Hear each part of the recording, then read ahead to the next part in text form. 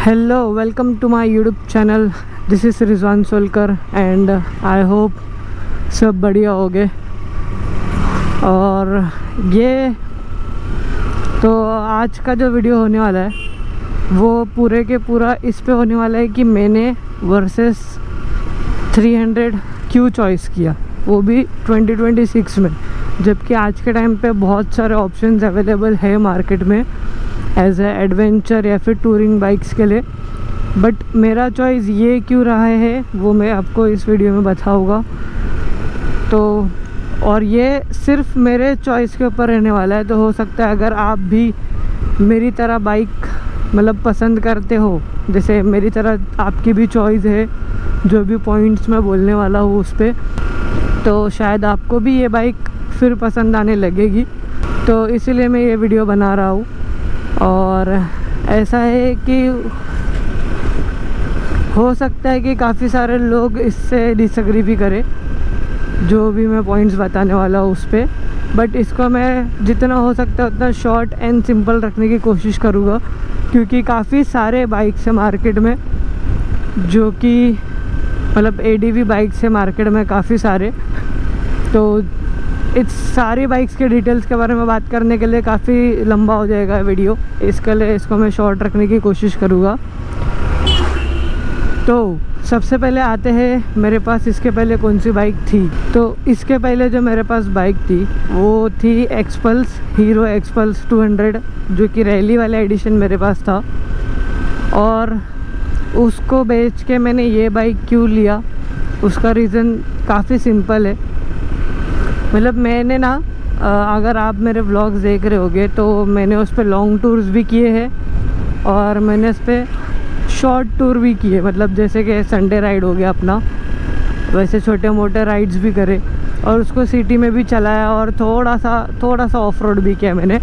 I guess जितना मैंने उसको टूरिंग पे यूज़ किया उससे ही मतलब 20% आई गेस मैंने उस पर ऑफ रोड किया होगा। तो नो डाउट एक्सपल्स बहुत अच्छी है, जो प्राइस में वो मिलती है वो प्राइस में वो बहुत अच्छी है, ठीक है। तो एक्सपल्स जो है वो सिटी राइड और फन करने के लिए, जैसे ऑफ रोड पे हो गया और जैसे कि छोटे छोटे शॉर्ट राइड्स पे हो गया, उस पर फन वन करने के लिए ना एक्सपल्स बहुत ही बढ़िया है। बट जब एक्सपल्स पे आप टूरिंग करोगे ना, तो टूरिंग के लिए एक्सपल्स बिल्कुल भी नहीं बनी है, मतलब ऐसा मुझे लगता है। जैसे सिंगल सीट पे शायद आप कर भी लो, बट सिंगल सीट पे भी मैंने देखा हो कि 80-90 ठीक है, बट जैसे ही आप 100 चले जाते हो ना तो ऐसा लगता है कि बाइक ना और पावर मांग रही है आपके पास, जो कि उस बाइक में नहीं है। जो मुझे लगता है वो 6 गियर होने से शायद रिजॉल्व हो जाता सिंगल सीट के लिए भी, ठीक है।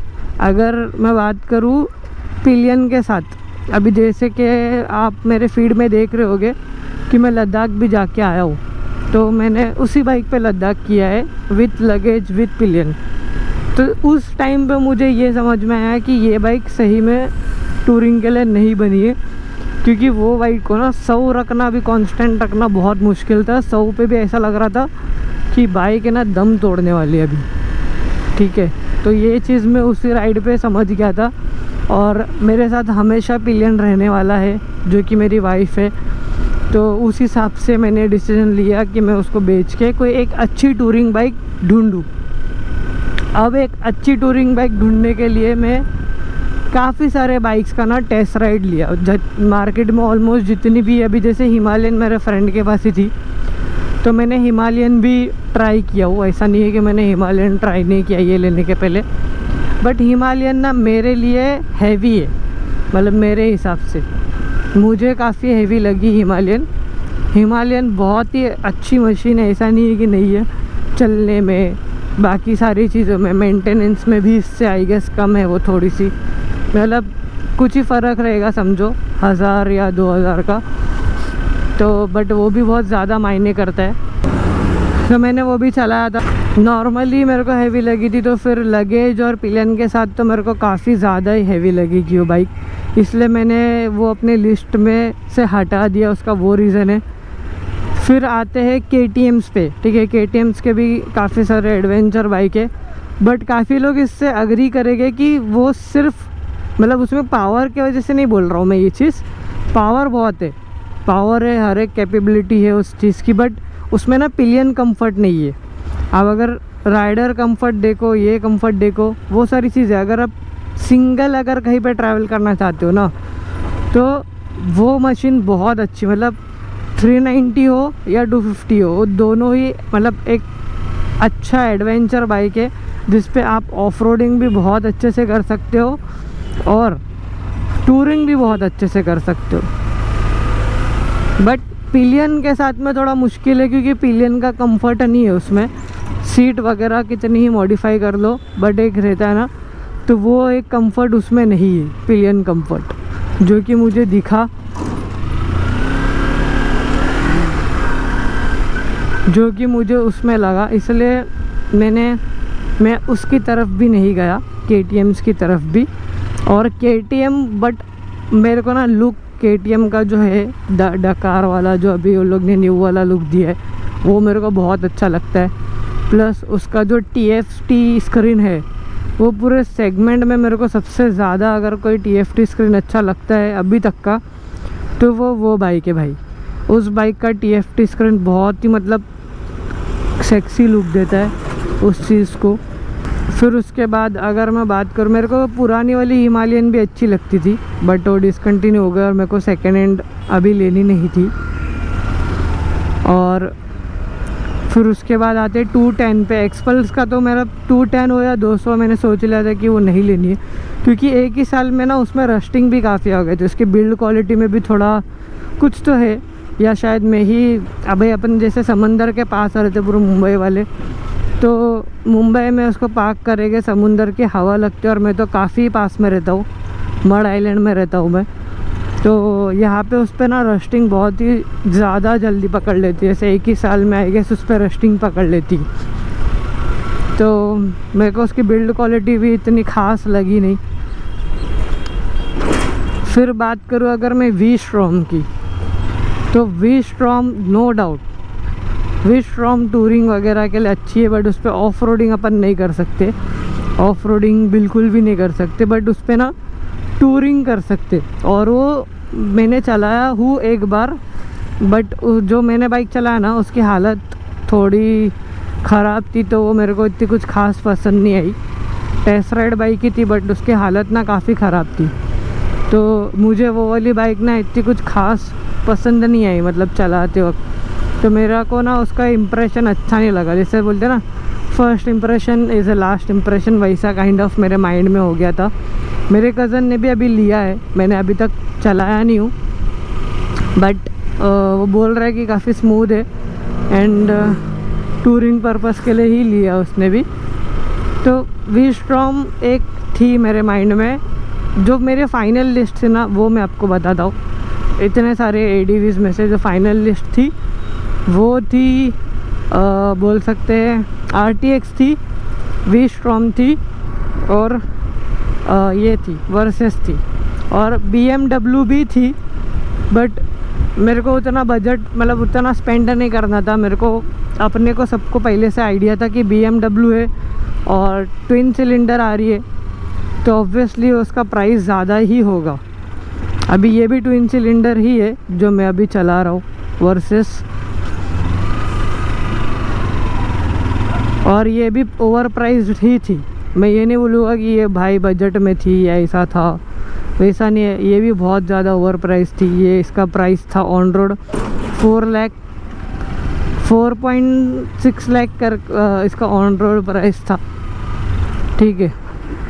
तो BMW भी मेरे लिए ओवर प्राइस थी, मेरे को लेना था कि 3.5 मैक्स 3.5 तक आ जाए और मेरे सारे पर्पस उसमें पूरे हो जाए। मेरा मेन जो पर्पस था ना वो टूरिंग था और कंफर्ट था भाई, तो ये दो चीज़ मेरे लिए सबसे ज़्यादा मेन थी। मेरे लिए TFT स्क्रीन मेन नहीं था, मेरे लिए था बस कि गाड़ी में ABS हो और स्लीपर क्लच हो, ना क्विक शिफ्टर का मेरे को नीड था और ना ही TFT स्क्रीन, ना ट्रैक्शन कंट्रोल, ना ही कोई भी चीज़। क्योंकि मेरे ग्रुप में ना काफ़ी ऐसे बाइक्स है, जैसे कि स्क्रैम्बलर है, KTM है, हिमालयन है, तो मैंने ये सारी चीज़ें ना चला के देखा हो, तो मुझे नहीं लगता कि अपन डे टू डे लाइफ में ये सारी चीज़ें यूज़ करते, और ना ही अपन राइडिंग मोड स्विच करते हो। हाँ, कभी मतलब बोलते ना 90% अगर अपन ने स्विच करे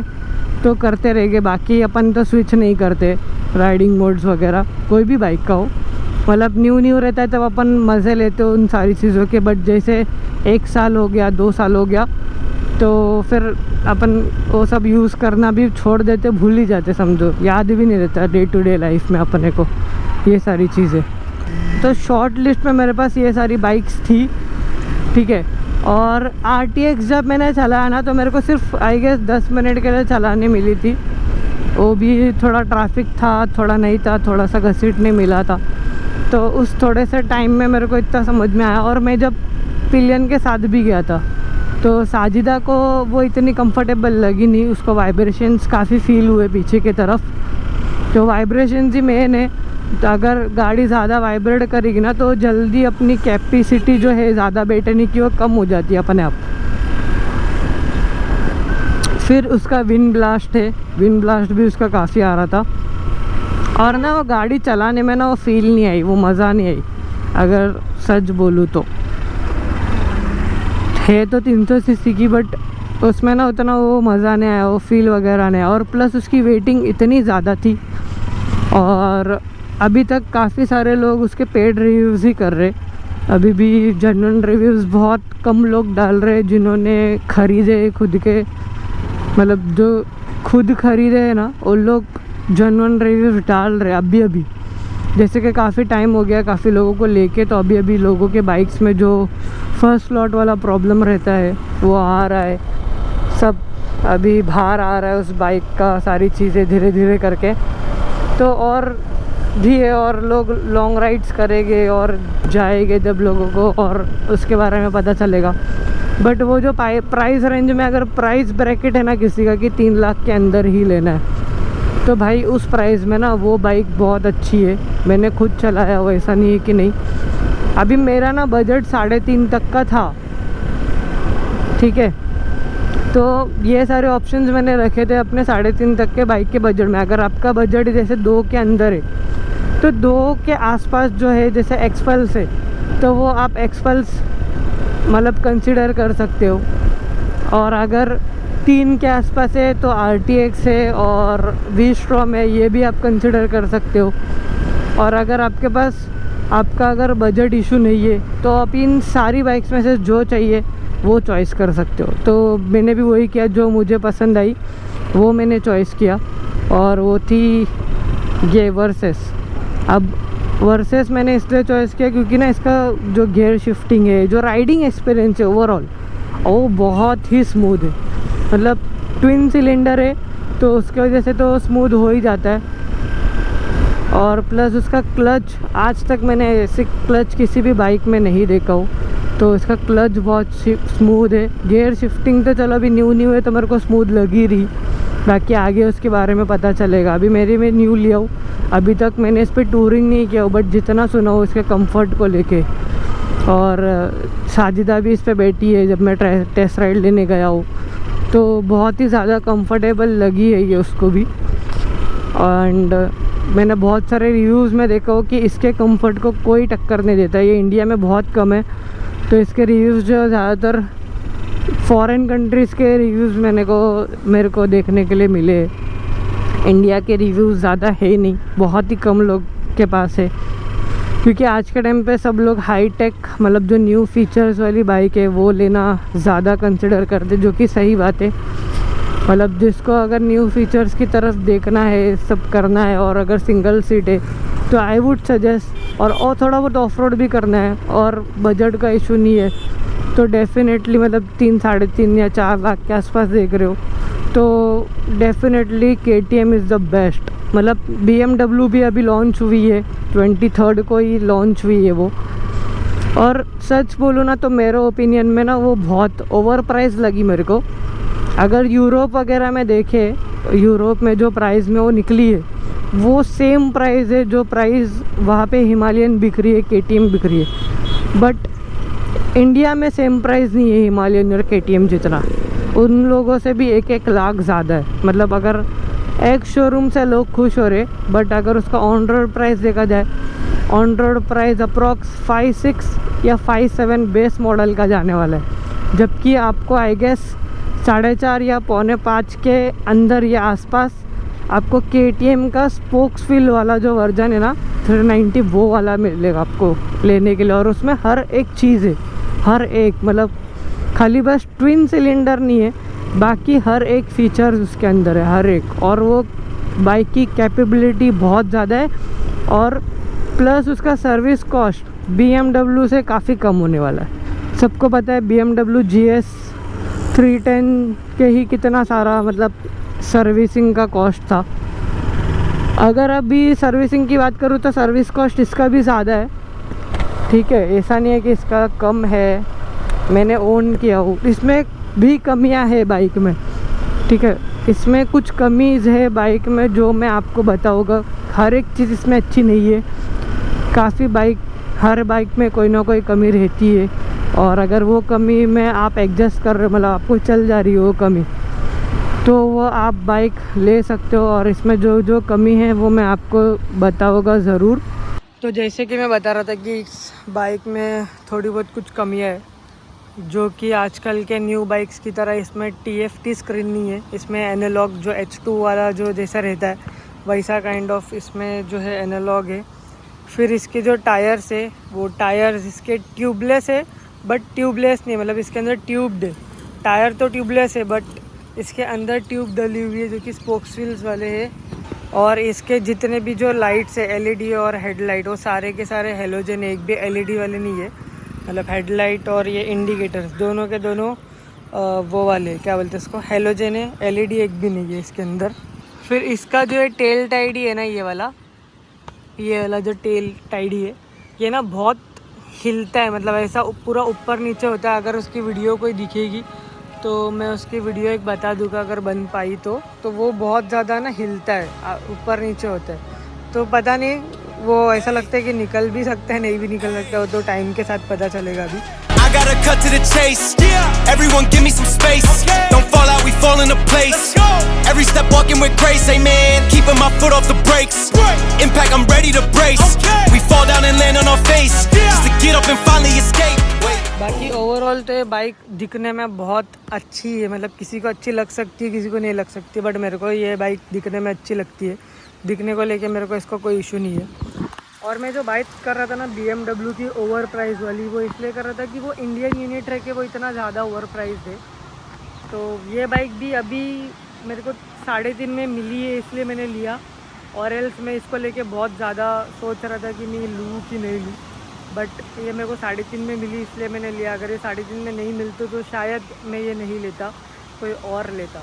तो अगर आपको भी ये बाइक ऑफ़र में 3.5 में मिल रही है और अगर आप सोच रहे लेने का, तो एक बार टेस्ट राइड ज़रूर ले लेना इसका। और बस बाकी कुछ नहीं है। और इसकी ना जो ब्रेकिंग है ना, वो ब्रेकिंग आगे की अच्छी है, बट पीछे की ब्रेकिंग ना इतनी अच्छी नहीं है। पीछे की ब्रेकिंग बहुत ही नॉर्मल है, बट आगे की ब्रेकिंग अच्छी है। अभी वो वेट के साथ में पता चलेगा कि पिलियन और वेट के साथ में टूरिंग के लिए इसकी ब्रेकिंग कैसी है, क्या है, वो मैं सब कुछ आपके साथ शेयर करूँगा। तो आई होप आपको ये वीडियो अच्छा लगा होगा, और अगर ये वीडियो अच्छा लगा हो तो लाइक कर देना, और चैनल पे न्यू हो तो सब्सक्राइब कर देना। इतना ही था इस वीडियो के लिए। तब तक के लिए stay safe, stay healthy. I will see you soon in the next one. Legends don't die in a grave. They live through the story they made, okay? Boom, boom. Baby, I'm trying to get paid. Legends don't die in a grave. Hey, legends don't die anyway. I was working on a play today. Body bags covered away. I paved, zipped up like a bathing ape. How many of us then came and stayed? Not too many. I've been staying. बाकी इस bike को लेके मेरा decision अच्छा रहा या नहीं रहा, वो मेरे को आगे जाके पता चलेगा। जैसे जैसे मैं इस बाइक को चलाऊँगा, इसके किलोमीटर्स क्लॉक करूँगा, तभी पता चलेगा। राइड के बाद, लॉन्ग राइड्स के बाद और वो रिव्यू भी मैं आपको ज़रूर Right on every mistake, I give them a bite, they taking a plate. It's all been a feeling that I couldn't shake. So I just keep killing till I'm at the gates. We straight, we treat them like worms in a lake. They bake, just give me a drum and a bass. I skate and grind till I'm numb in the face, okay? Don't fuck up my day, don't talk about clutch, I got ice in my veins. I'm colder than Trey, I stick to the code, I'm glitching the game. I do anything for the win at the end of the day. I gotta cut to the chase, everyone give me some space. Don't fall out, we fall into place. Every step walking with grace, amen. Keeping my foot off the brakes. Impact, I'm